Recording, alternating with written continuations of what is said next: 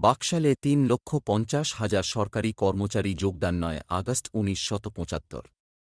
৯ই August ১৯৭৫ তারিখে পশ্চিম জার্মানিস্থ বাংলাদেশের রাষ্ট্রদূত জনাব হুমায়ুন রশিদ চৌধুরীর বিশেষ আমন্ত্রণে আমি রেহানা হাসিনাদের সঙ্গে নিয়ে রাজধানী বনে যাই।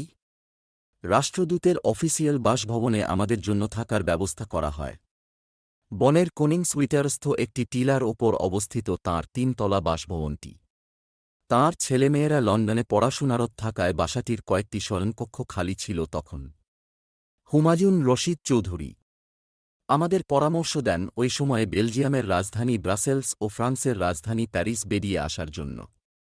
সেই মোতাবেক তিনি বেলজিয়ামস্থ বাংলাদেশের রাষ্ট্রদূত জনাব সানাউল হকের সঙ্গে আলাপ করেন।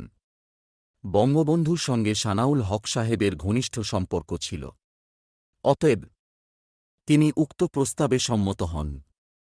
১০ই আগস্ট তারিখে সংযুক্ত সরকারি কর্মচারী পরিষদের ৩,৫০,০০০ সদস্য বাকশালে যোগদান করেন। ১১ই আগস্ট সন্ধ্যায় হাসিনা ঢাকায় ওর মার সঙ্গে ফোনে কথা বলে। অতঃপর হাসিনা আমাকে জানায় যে সেদিন ওর মার মন ভীষণ খারাপ ছিল।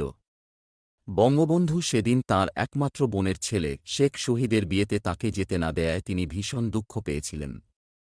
হাসিনা আমাকে আরও বলে জয়ের এবং উক্ত ঘটনার কথা বলতে বলতে মা ভীষণ কাঁদছিলেন।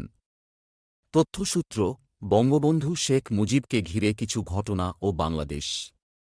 লেখক এম.এ. ওয়াজেদ মিয়া। পৃষ্ঠা নং ২৪৩। বই পড়ুন, ইতিহাস জানুন, নিজের বিবেক জাগ্রত করুন।